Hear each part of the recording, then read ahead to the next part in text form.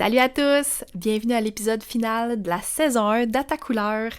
Ben oui, c'est déjà la fin de cette première aventure podcastique et quelle aventure ça a été! C'est parti pour un petit retour en arrière.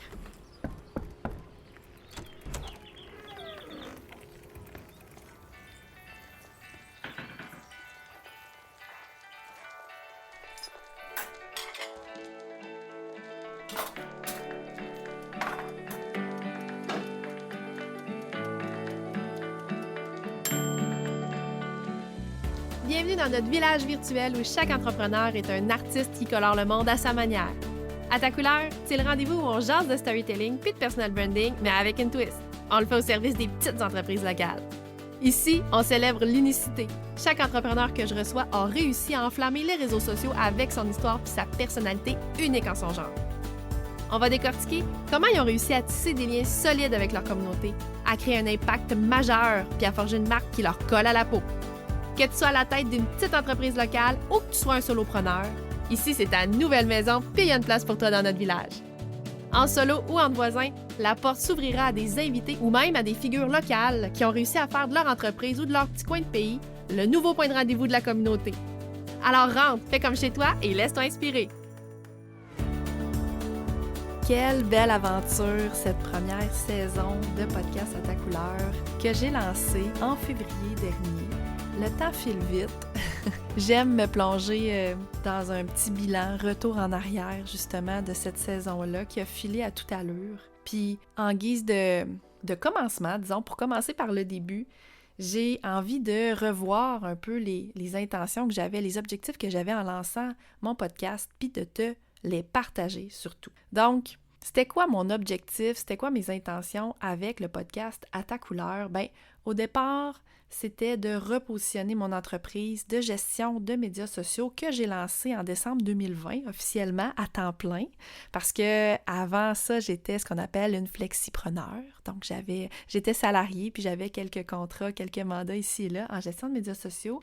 Mais vraiment, mon podcast, le but, c'était de repositionner mon entreprise sur le storytelling puis la marque personnelle. Puis je voulais aussi toucher une nouvelle clientèle que sont les solopreneurs, mais tout en restant fidèle quand même à mes petites entreprises locales du coin, loin des grands centres urbains qui étaient ma niche de départ.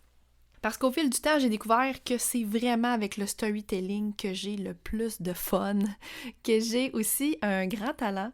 C'est là aussi que je sens que je contribue le plus avec mes clients. Avant de lancer mon podcast, on m'associait vraiment plus à un canal Facebook, pour pas le nommer, qu'à un domaine d'expertise. Donc, avec mon podcast, j'ai voulu changer cette perception-là pour qu'on m'associe plutôt au storytelling puis à la marque personnelle. Puis je dois dire que ça a eu un impact considérable parce que je me fais maintenant identifier dans les commentaires des publications sur les médias sociaux qui traitent du sujet du storytelling. Je me fais même inviter à donner des ateliers sur le sujet dans des communautés d'entrepreneurs. Je me fais aussi inviter sur des podcasts. Bref, ça a eu un impact considérable. Je suis sur la bonne voie. Donc, je peux dire quand même, mission en voie d'être accomplie là-dessus. Ensuite de ça, j'avais un autre objectif avec ce podcast-là, c'était d'avoir un nouveau canal de proximité pour lancer ma version bêta de mes séances de co-création de storytelling. Et c'est chose faite, j'ai lancé ma version bêta le 10 avril dernier à ma liste d'attente. Puis je sens vraiment que mon podcast a contribué parce que toutes les places se sont vendues en moins de 24 heures. Donc, cet été, je termine ces séances-là de co-création, mes versions bêta. Puis les témoignages sont tellement positifs, je suis vraiment contente.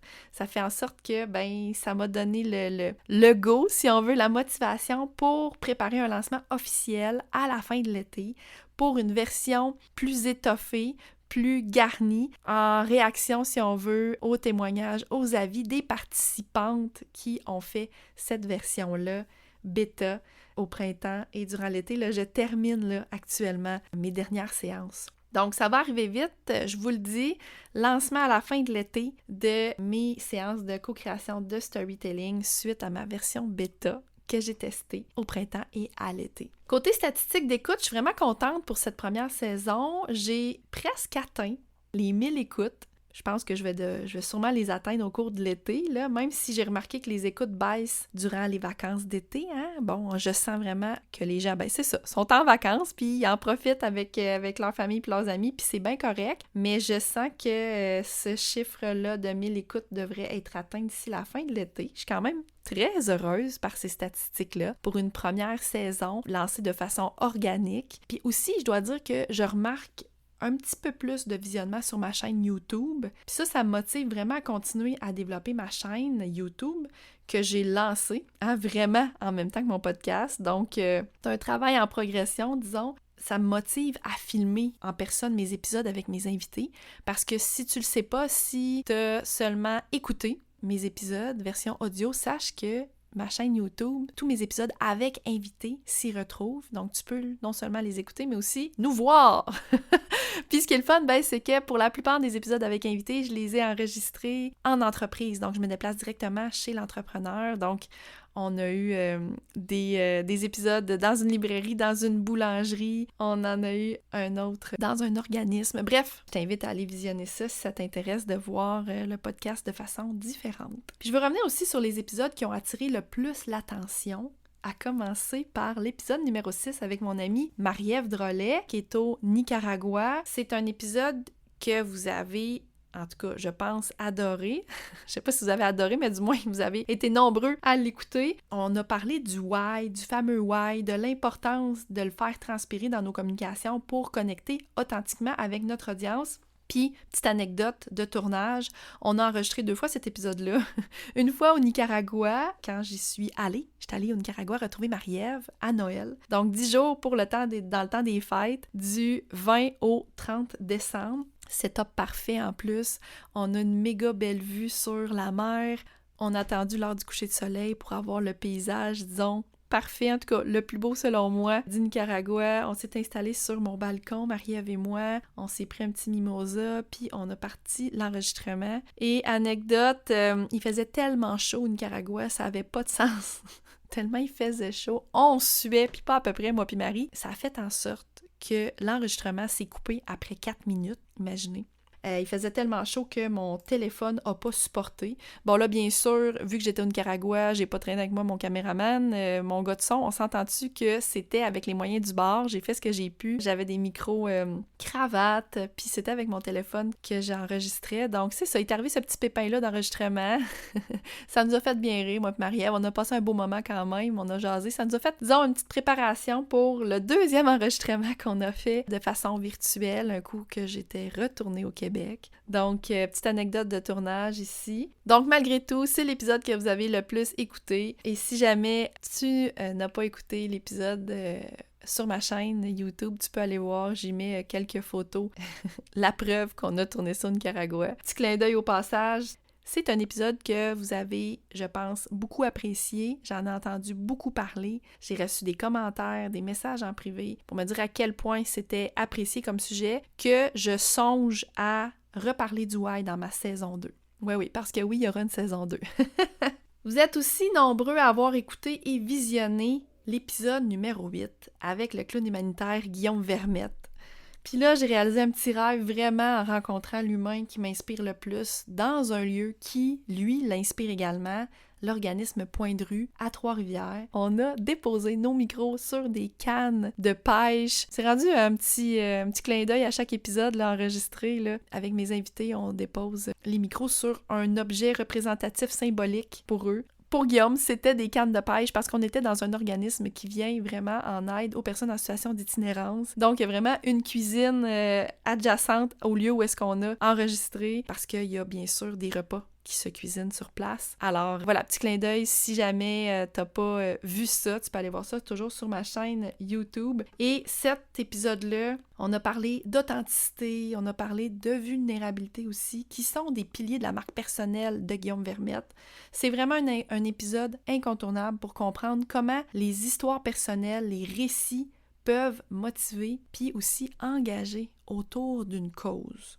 Et là, mon épisode solo qui a été le plus écouté, celui-là, c'est le numéro 7. Donc, c'est dévoiler sa vulnérabilité, un outil de storytelling puissant. Donc, on a un lien à faire entre l'épisode de Guillaume et mon épisode solo. C'est vraiment celui où je me suis laissée prendre au jeu en avoir le défi avec lequel je lutte et c'est le perfectionnisme. Donc, si tu n'as pas écouté ça, je t'invite à y aller. C'est l'épisode numéro 7. J'y raconte comment la vulnérabilité, c'est pas seulement une fenêtre ouverte sur nos imperfections, mais c'est aussi un véritable acte de courage qui nous rend plus humains et plus accessibles. Je te donne aussi dans cet épisode-là des exemples d'entreprises puis de marques qui ont osé cette transparence-là, cette vulnérabilité-là et comment ça a vraiment transformé leur relation avec leur public. C'est un épisode que vous avez aimé. Je le sais parce que vous m'avez beaucoup écrit en message privé suite à cet épisode-là. Autant sur Instagram, sur Facebook, il y a certaines personnes qui m'ont même écrit par courriel. Donc, c'est un épisode que j'ai senti qui avait beaucoup résonné avec vous, l'épisode numéro 7.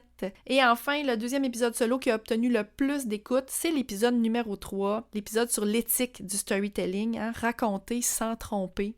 C'est un épisode où j'explore comment le storytelling peut être utilisé de manière responsable pour être un outil puissant et positif. Comment j'ai vécu ça, cette première saison-là, parce que c'était vraiment nouveau pour moi de lancer ce canal-là. J'ai vraiment aimé me déplacer dans les entreprises de mes invités parce que le contact en personne, c'est tellement différent qu'en virtuel. Puis je trouve que ça transpire à l'écran aussi, cette énergie-là qu'on a en personne. Pour moi, c'était vraiment important de pouvoir rencontrer en personne mes invités.